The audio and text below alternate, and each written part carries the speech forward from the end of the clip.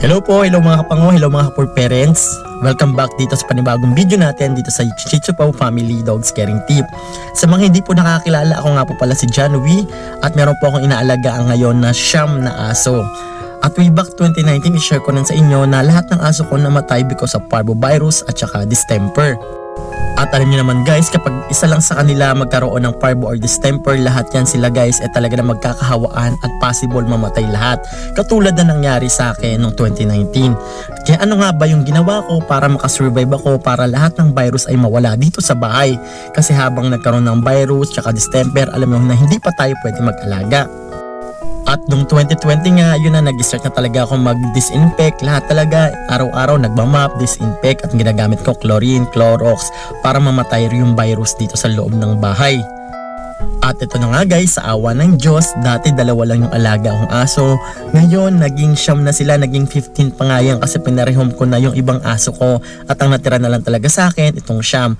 Before guys, hindi ko talaga alam kung kakayanin ko talaga mag-alaga pa ng aso kasi natatakot din ako baka mawala rin sila sa akin soon. At alam ko naman na mawawala sila pero hindi sa madaling paraan, hindi sa sakit na paraan. Gusto ko kasi yung aso ko mawala sa akin dahil sa nag-senior na sila, dahil sa tumanda na sila at wala na tayong magagawa doon kapag tumanda na yung alaga nating aso. Yung buhay kasi ng aso guys, tandaan nyo, sobrang iksi lang ng buhay nila. Mabilis lang talaga silang mawala at ang buhay nila minsan umaabot pa ng 12 years old. Pag minamalas nga, hindi pa nga umaabot ng 3 taon, 2 taon kapag kinapitan ng sakit to.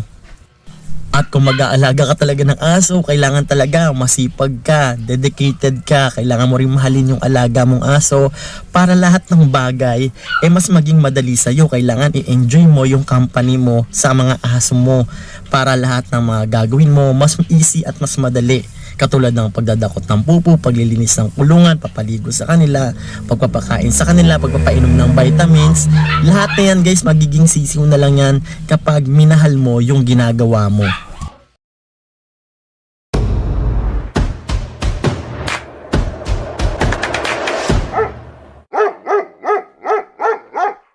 Ayan si Mami Princess. Ayan. At ito naman yung anak na si Precious. Ito naman si Marie. At ito naman, ayun naman si Rabia. At ayun naman si Raker. Ito naman si Mimi. Ayan. So ito yung mga alaga ko ngayong pinalabas para makapag-release ng energy. Diba? Release talagang energy ni Raker. Si Raker guys, hindi siya marunong mag-stud, promise. Ganyan lang yan siya.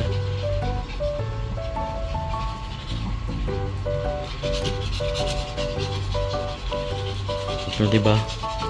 Kaya hindi ako ano dyan, na mabubuntis si Rabia.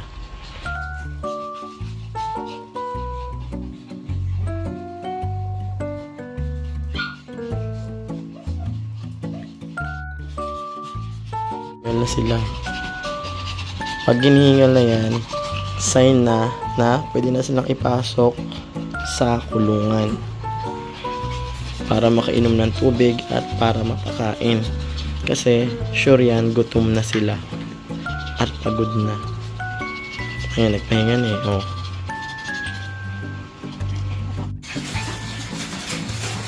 Ay, nakakapagsabi ko Alam nyo ba guys, itong mga aso kong mga Shih Tzu, 3 sa kanila ngayon na babae ay heat. Ibig pong sabihin ng heat, meron po silang buwan ng regla. Uy! Alam nyo naman na pag mga babae talagang dinadatnan. At meron din palang tinatawag na silent heat yung akala nyo hindi nire-regla, pero silent heat pala yung alaga nyong aso. So ngayon guys, mga heat yung alaga kong aso, pero ayoko muna silang magbuntis. Kasi guys, kapag magpapabuntis kayo ng aso, kailangan yung katawan nyo, yung kalusugan nyo talaga naman maganda yung kondisyon. Kahit yung mga alaga nyo aso, kapag gusto nyo ipabuntis, kailangan maganda rin yung kondisyon. Sa akin kasi guys, nakaka-stress, nakakapagod, nakakapuyat kasi kapag nabuntis yung aso mo at nanganak to, alam niyo naman guys, kapag nagpaanak ka, talaga namang ilang oras mo babantayan yan. At pag magpapadede ka naman ng mga newborn puppies, every 2 hours gigising ka. Talaga pong mahirap pong magpaanak at mahirap magpalaki ng puppy. At ito naman po mga alaga kong aso, ang mother po nila ay si Rabia. So yes po, lahat po sila ay anak ni Rabia. And then yung isa dyan, anak ni Reker.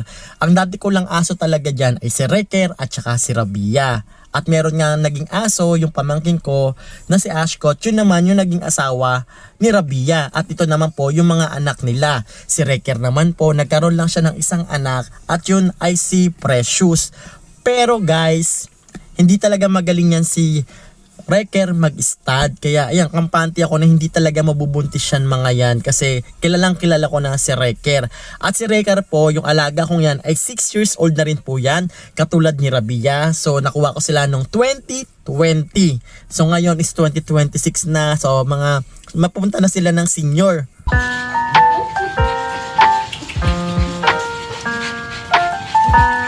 Ito. Tama na. Ay, nakailang ka na. Nakailang ka na. Princess. Nakadami ka na yata rin. Kaya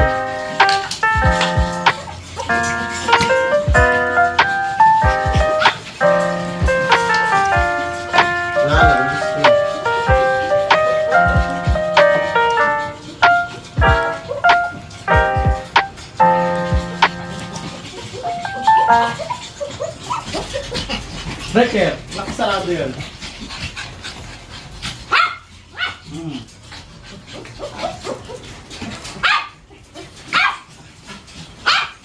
Sarado. Close. Diyan lang kayo sa gitna. Maglalaro lang ako. Yung kuko nyo. Ay, ito pa rin.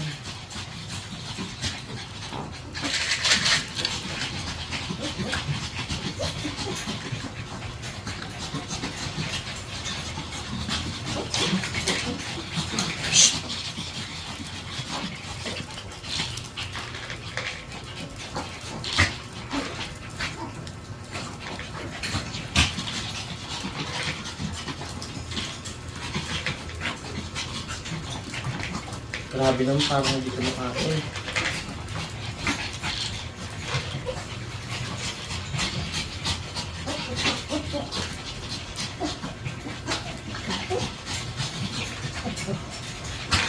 Tama na yan.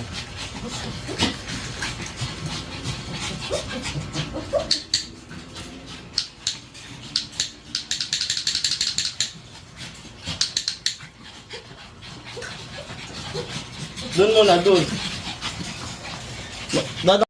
At ganito naman talaga guys yung mga alaga kong aso kapag nalalabas ko talaga na magkakasama sila. Actually guys, until pa lang yan nilabas ko kasi meron pang natirang aso. Kasi nga kailangan ko silang gamutin. Special yung isa yung mata. Yung isa naman medyo hit din kasi talaga binawasan ko muna para hindi sila magkarambulan. Kasi kapag nagsama-sama-sama yung mga hit, talaga naman nag-aamuyan niya ng pem-pem. At yun na nga guys, no, tsaka ingatan din natin na magkaroon ng parvovirus, distemper yung mga alaga nating aso kasi possible mabilis lang po magkahawa-hawa kapag mayroong parvo. At tsaka dito nga pala guys, kailangan din talaga everyday din ako nagmamap, nagpupupo, nagdadakot ng pupo nila kaya medyo sanay na rin talaga ako. At paano nga ba maiiwasan na magkakaroon ng parvovirus at saka distemper? So gagawa natin ng video yan guys. So yung next na i-upload ko rito about parvovirus at saka distemper. Ano nga ba yung mga dapat yung gawin para makaiwas sa pagkakaroon ng parvovirus at saka distemper? Ayang deadly talaga na virus na nakakamatay sa alaga nating aso. Hanggang dito na lang guys. So please support nyo po ang aking YouTube channel. Yung simpleng like, comment, and share. Malaking tulong na po yan sa aming mga maliliit na content creator dito sa YouTube. At saka sa pagla-like, pagka-comment, maraming salamat po. At God bless you all po. Thank you for watching at see you on my next video guys. Bye-bye! Maglaro lang kayo dyan kasi mamaya kakain na kayo.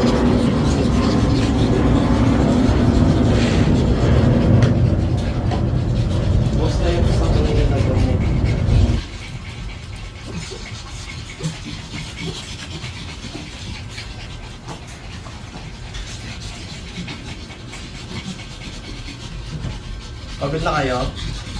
Pasok na?